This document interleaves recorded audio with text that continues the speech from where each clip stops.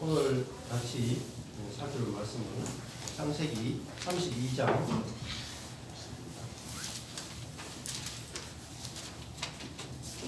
창세기 32장 24절에서 몇 절 32절까지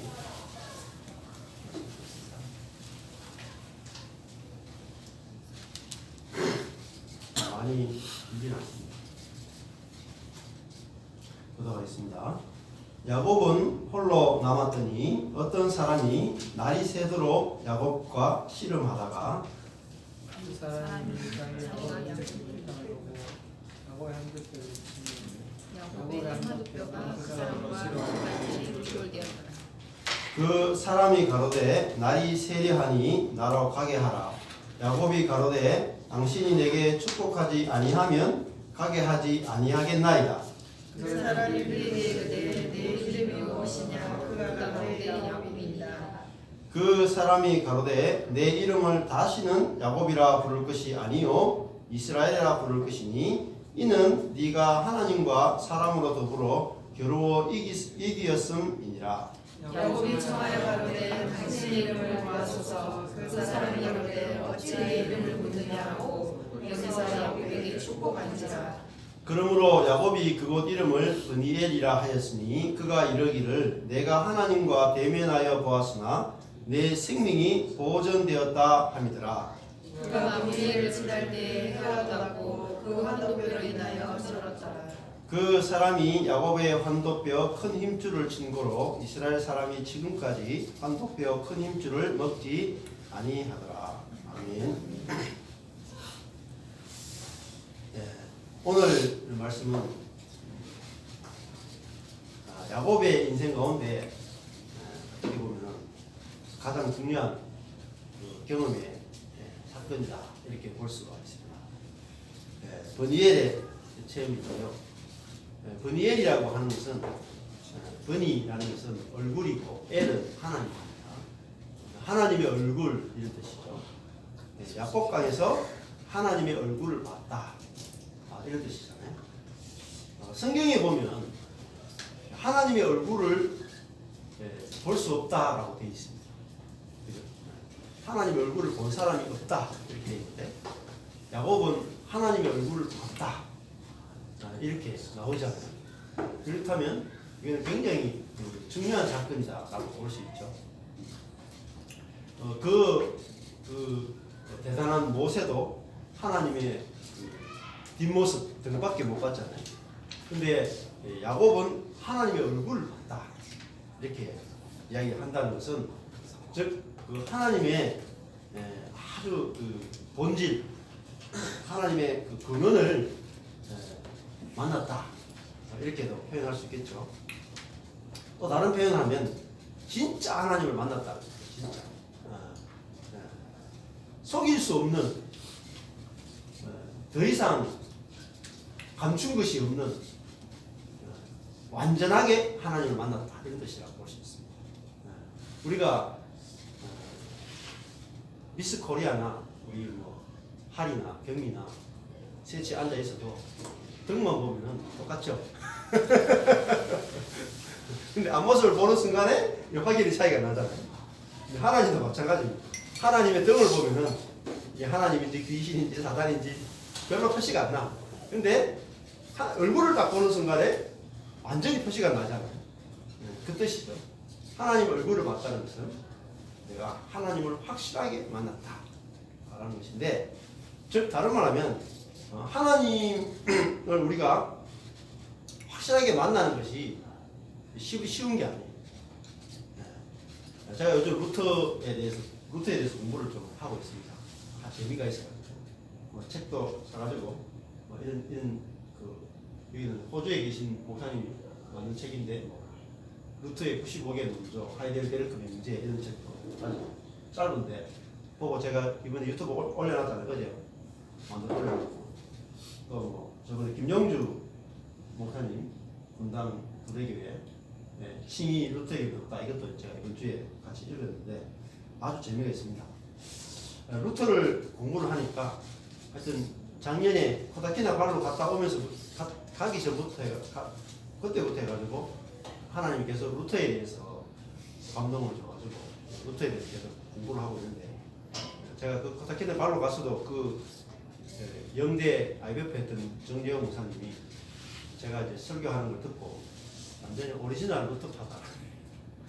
그러니까 그분한테 이제 책 소개를 받아가지고 또 이렇게 PDF로 파일을 다운 받아가지고 봤는데 그때부터 이제 루터에 대해서 제대로 공부할 수 있는 기회가 됐던 것 같아요. 그래서 유튜브를 막 찾아보니까 요즘 루터에 대해서 사람들이 종교개혁으로 돌아가야 되는데 우리나라 그 종교개혁 그 거의 500주년이잖아요.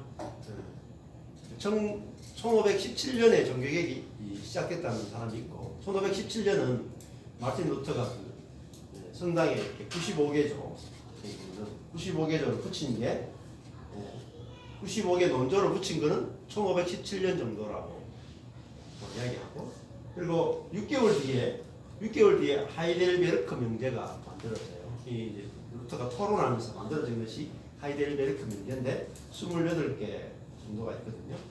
이것이 이제 루터가 진짜 복음을 깨달았다. 처음으로 루터가 제대로 복음을 깨달았다. 시작점이 뭐냐면 이 95개 논조는 그냥 반박문이고 하이델베르크 명제는 루터가 이제 정말 복음을 이 사람이 진짜 복음을 이제 은혜의 복음을 칭의의 복음을 깨달았다.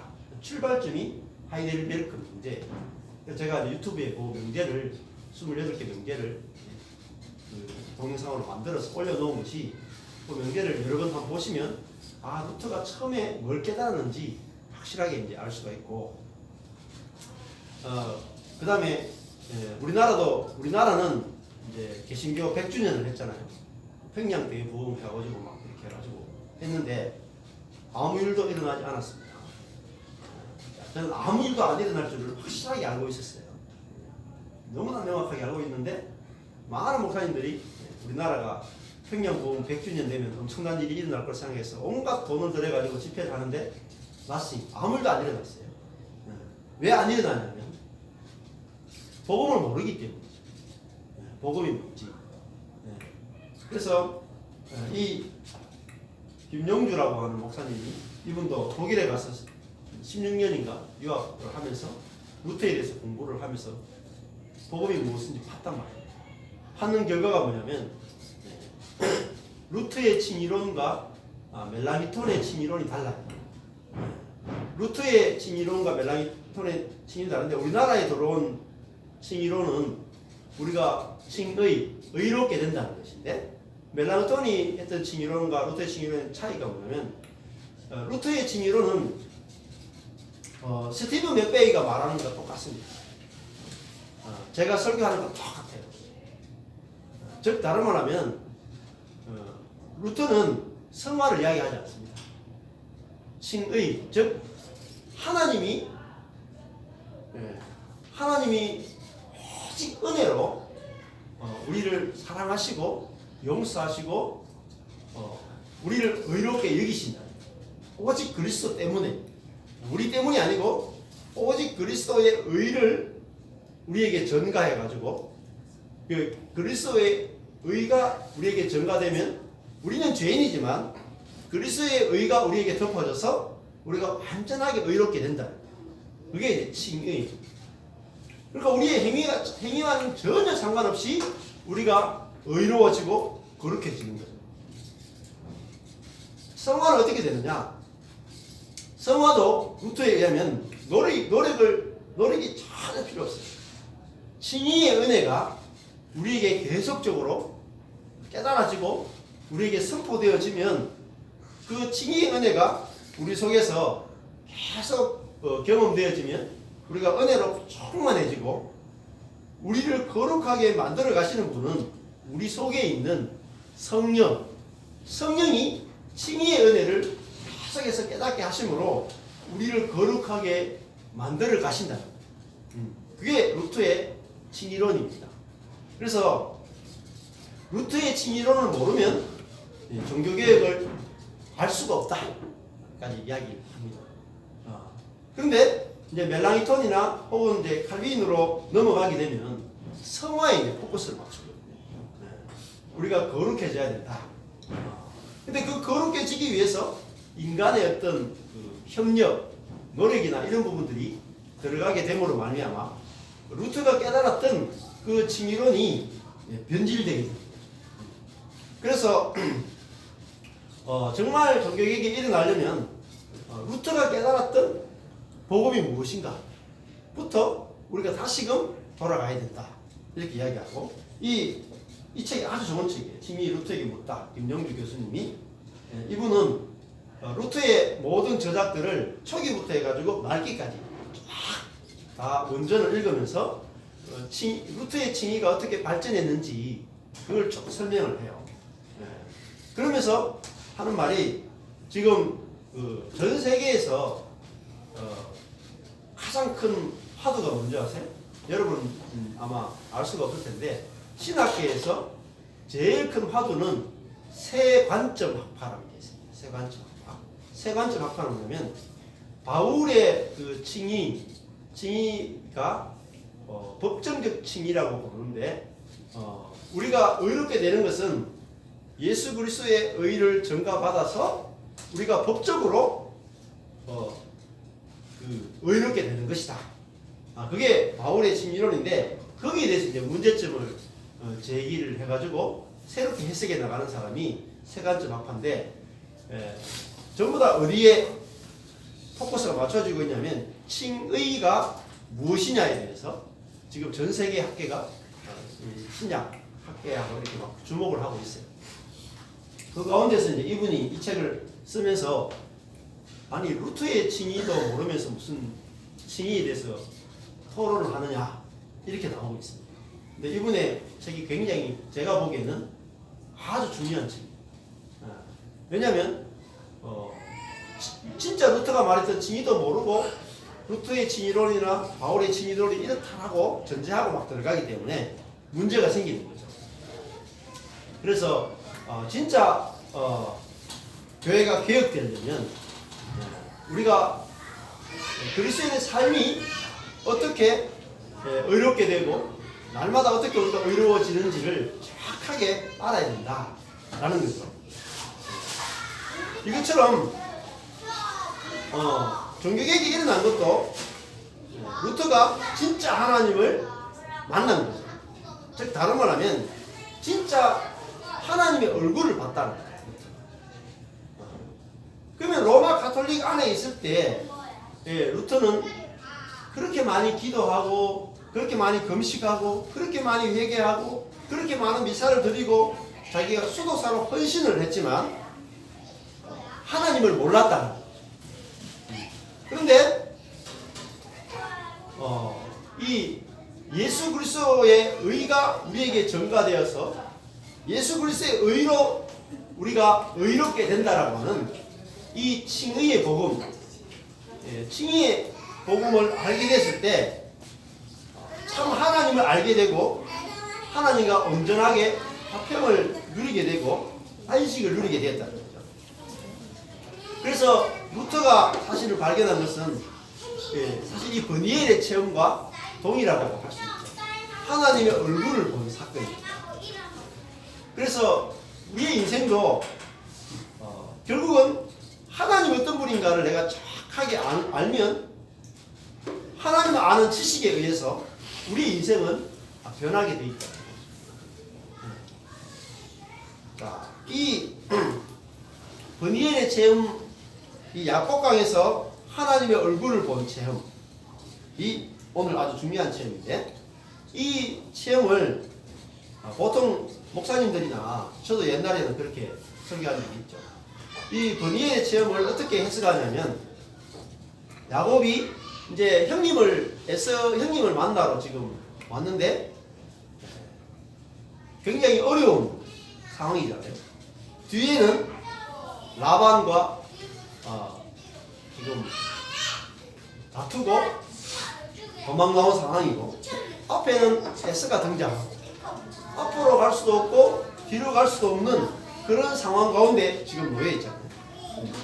그런 상황에서 야곱이 진퇴양난의 상황을 맞이하게 됩니다.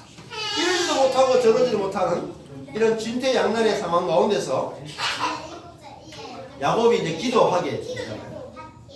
그래서 야곱이 밤이 맞도록 기도해서 하나님께 당신이 내게 축복하지 않으면 가게 하지 않겠습니다. 하나님과 밤을 새워 씨름했더니 하나님께서 내가 졌다 하시면서 어쩔 수 없이 이제 야곱의 기도를 응답하셔가지고 야곱의 문제를 해결해 주셨다. 이렇게 해석을 한단 말이에요. 이 해석이 정확하게 틀린 해석입니다. 정확하게 틀린 해석이에요. 그래서 칠곡에 계시는 그 신윤식 목사님도 이 본문 설교하면서 그렇게 설교하면 정확하게 틀렸다라고. 그러니까 하나님의 얼굴을 본 체험인데 기도응답의 체험으로 바꿔버립니다. 야곱강의 체험은 야곱이 하나님과 씨름해서 기도응답을 받은 체험이 아닙니다. 목사님들이 이 야곱강의 체험을 이야기하면서 우리도 야곱처럼 하나님께 매달려서 씨름하자. 끝장을 보자. 하나님이 이기나 내가 이기나 끝장을 보자. 그래서 여러분이 끝까지 주님이 들어주실 때까지 기도하면은 하나님이 지시고 기도의 응답을 해주신다. 이것은 정말 180도 반대되는 것입니다. 자, 오늘 말씀은 그렇게 시작하지 않죠. 야곱이 기도를 시작했다 이렇게 시작하는 게 아니고 야곱은 홀로 남았더니 이렇게 시작합니다. 야곱은 홀로 남았어요. 기도했는지 안 했는지도 몰라. 지금 앞에 형님이 온다는 소식을 듣고 앞에 가족들을 때를 지어가지고 보내면서 형님의 마음을 위로한다고 보내놓고 자기는 강 건너서 혼자 이렇게 도망칠 궁리만 하고 딱 통할로 혼자 남았는 거예요. 야곱은 결국은 홀로 남을 수밖에 없는 사람입니다. 왜냐면 자기중심적이기 때문에 끝까지 자기중심적이기 때문에 야곱은 누군가와 함께 할 수 없는 사람입니다. 평소에는 함께 하다가 어떤 결정적인 상황이 되면 결국은 혼자 있을 수밖에 없는 그런 외로운 사람이 바로 야곱이죠. 그게 바로 우리의 옛사람이라고 볼 수 있습니다. 그런데 이 야곱이 그냥 홀로 남았는데 자, 어떤 사람이 날이 새도록 야곱과 씨름하다가 자, 주어가 야곱이 아니고 주어가 어떤 사람이죠. 그러니까 야곱은 가만히 있는데 어떤 사람이 야곱에게 와가지고 씨름하는 거예요.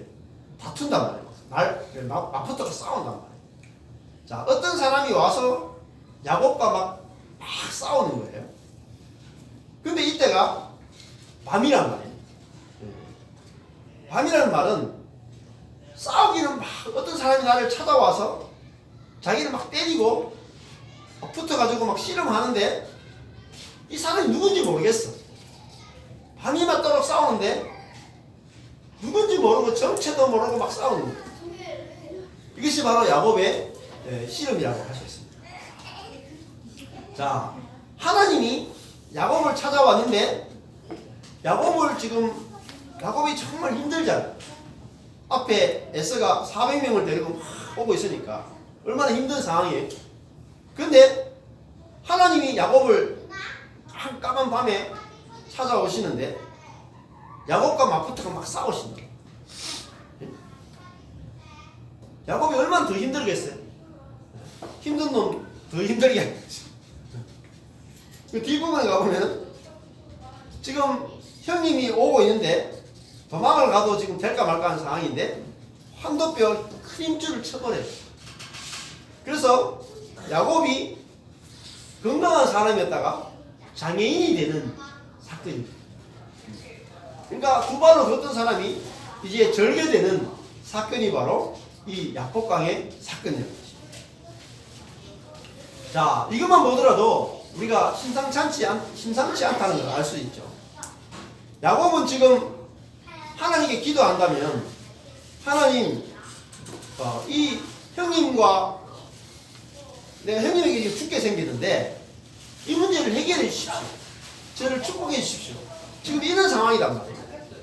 그런데 깜깜한 밤에 하나님이 정체도 알 수 없는 사람으로 찾아와서 야곱과 막 싸우고 심지어 환도뼈까지 위골시켜버려요. 얼마나 당황스럽겠어요. 우리가 하나님은 처음에 야곱을 찾아오셨을 때 내가 너와 함께하고 내가 너와 동행해서 너를 지키고 다시 여기 돌아오게 하겠다. 내가 너 할아버지 아브라함에게 준 모든 축복을 내가 너에게 주겠다. 이렇게 말씀하셨죠. 야곱은 하나님이 자기를 축복하신다고 생각하기 때문에 너무너무 하나님에 대해서 좋게 생각했는데 깜깜한 밤에 그것도 형님 때문에 두려워 떨고 있는데 하나님이 찾아와가지고는 야곱과 막 싸우십니다. 거기다가 환도뼈를 쳐가지고 장애인을 만드신다. 야, 이분이 도대체 어떤 분이신가? 나의 기도에 응답하시는 분이 아니라 나를 완전히 그냥 아작을 내시는 나를 완전히 파쇄시켜버린 하나님. 근데 자기를 완전히 그냥 파쇄시켜버린 하나님, 자기를 절개 만드신 하나님, 자기의 힘의 근원, 이 환도뼈가 결국은 이 넓적다리단 말이에요. 허리단 말이에요. 허리를 완전히 꺾어버려가지고 힘을 쓸 수 없는 사람으로 만들어버린 하나님. 그 하나님이 바로 진짜 하나님이다. 그래서 브니엘, 하나님의 얼굴이다. 자, 그러니까 복음이잖아요. 세상에 있는 모든 신들은 우리가 기도하면 응답해주는 하나님을 이야기를 합니다. 어디 가든지 절에 가든지 뭐 이슬람에 가든지 모든 종교는 사람이 신에게 정성을 다해서 기도하면 응답해준다. 이것이 모든 종교의 공통점이에요. 그런데 하나님은 기도 응답해주는 게 아니라 완전히 그냥 야곱을 아삭을 내버려요. 파쇄를 해버려요. 힘을 북돋아 줘도 될까 말까 하는 상황에서 힘을 더 없애버려요. 마이너스를 시켜요. 이분이 진짜 하나님이다. 진짜. 그래서 하나님의 얼굴을 봤다. 왜 그럴까요? 야곱이라는 사람은, 야곱이라는 이름이 약탈자라는 뜻입니다. 약탈자. 즉 다른 말 하면 야곱은 힘이 센 사람이라는 뜻입니다. 야곱은 다른 말 하면 약탈자라는 말은 네피림이라는 뜻이죠. 위대한 사람, 능력 있는 사람. 즉 다른 말 하면 하나님처럼 된 사람. 자, 야곱은 단순히 형님의 문제만 해결되기를 기도했어요. 그런데 하나님은 형님을 해결하는 게 아니고 문제를 해결하는 것이 아니고 야곱을 해결해버립니다. 존재를 바꿔버려요. 이분이 진짜 하나님이십니다. 우리는 늘 문제가 해결되도록 기도하잖아요. 그런데 하나님은 문제를 해결하는 것이 아니라 나를 바꿔버려요. 자, 여기는 두 사람이 존재하죠. 첫 번째 중요한 것이 야곱이 등장하고, 야곱을 환도뼈를 딱 치자마자 하나님이 28절에 보면 이름을 바꿔버려요. 이스라엘. 이름을 바꾸신다. 진짜 하나님은 우리를 찾아와서 이름을 바꾸시는 하나님. 이름을 바꾸신다.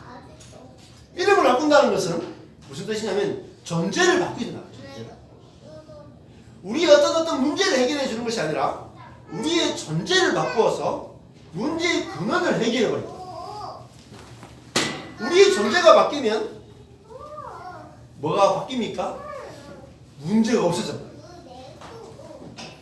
자, 하나님이 에서의 문제, 에서가 400명이 끌고 오는 요 하나의 사건을 해결해 주면 요 하나의 사건만 해결되는 거예요.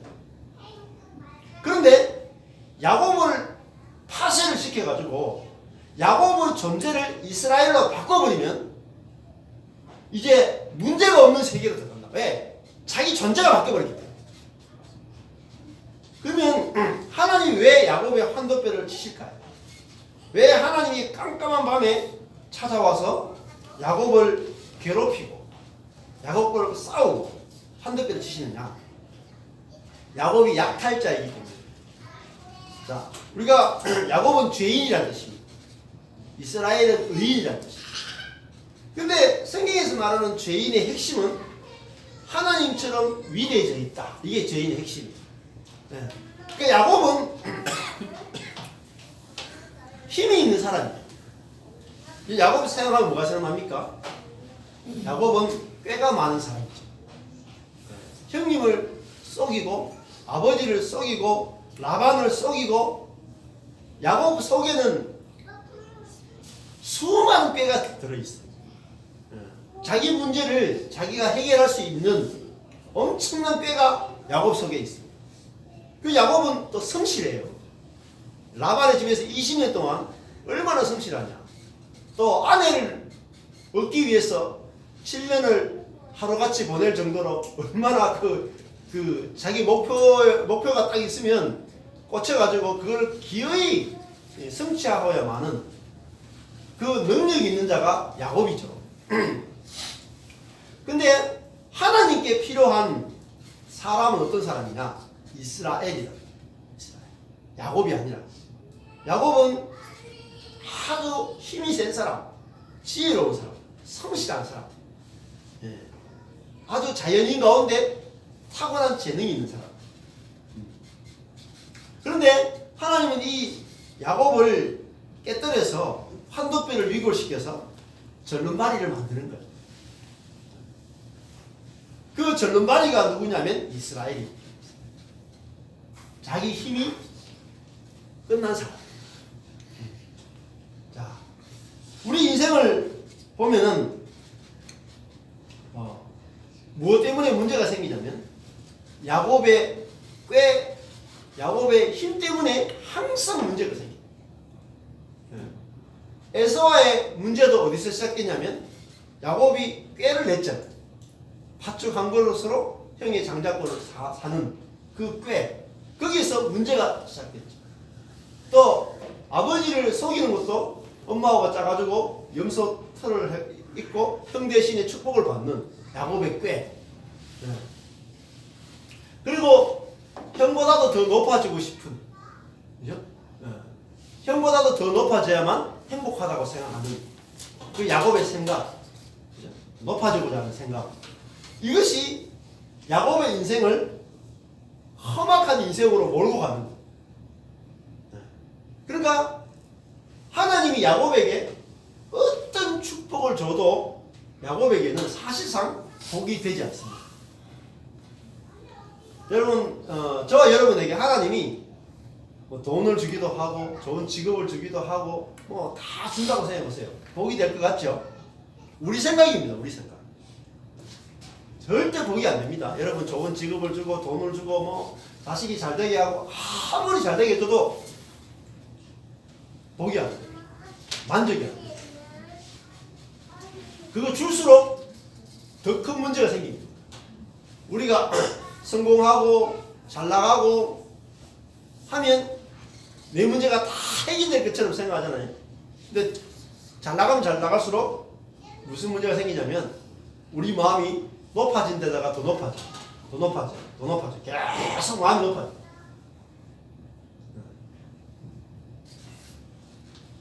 이번에도 명절에 가는데 제가 살던 고향이 침산동인데 침산동에 교회가 있더라고요. 교회가 제가 살던 그 환자촌에도 교회가 고신적 교회가 있고 제 모교에도 있어요.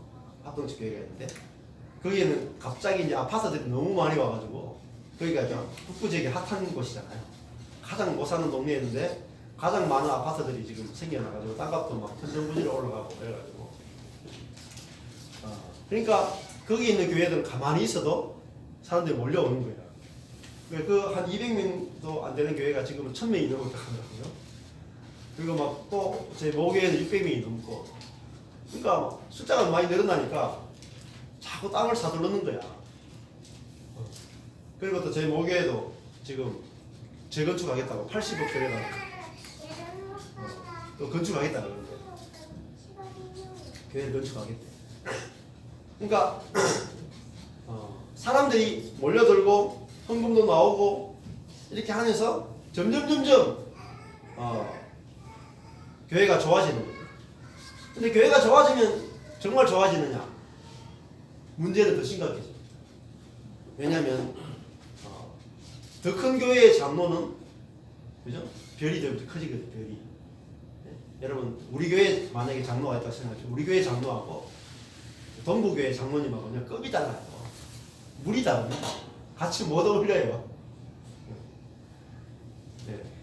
야곱에게 하나님이 계속 기도 응답을 해주시죠. 네. 야곱이요 하나님 되거든요.